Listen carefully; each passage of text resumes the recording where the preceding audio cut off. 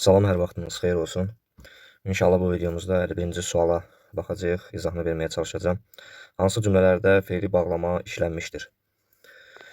Baxaq birinci cümləyə. Sadiq əmi namazını qılmamış səfərə çıxmaz. Burada qılmamış sözündə təbii ki, fe'li bağlamanın şəkilçisini də görürəm, mamış şəkilçisi. Və bu cür söz fe'li sifət də ola bilər, yəni inkarda işlənmiş fe'li sifət ola bilər. Biz buna cümlədə baxacağıq təbii ki, sual verərək. Fe'li sifət bu cür ola bilər ki, məsələn, oxunmamış kitab yoxdur. Məsələn, belə bir cümlə olsa, burada necə bir kitab oxunmamış. Burada inkarda fe'li sifətdir, mış şəkilçisi ilə.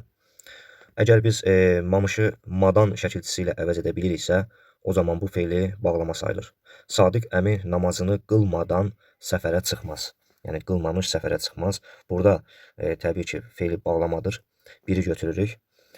Əli çeşmədən su gətirdi. Burada bizi madan mədən çaşdırmasın. Burada çeşmə sözün köküdür. Damdən isə çıxışlı xal şəkilçisidir. Burada fe'li bağlama yoxdur. 3-də Rüstəmin bölmədən çıxdığını görüblər.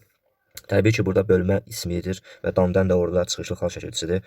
Bu da madan mədən fe'li bağlama şəkilçisi deyil. 4-də şagirdlər toplamanı vurmadan daha rahat hesablayırlar. Toplamanı vurmadan, yəni vurma bölmədən söhbət gedir burada. Burada yenə də çıxışlı xal şəkilçisidir. 5-də Eldar qayaları yararkən ayağını zədələmişdir.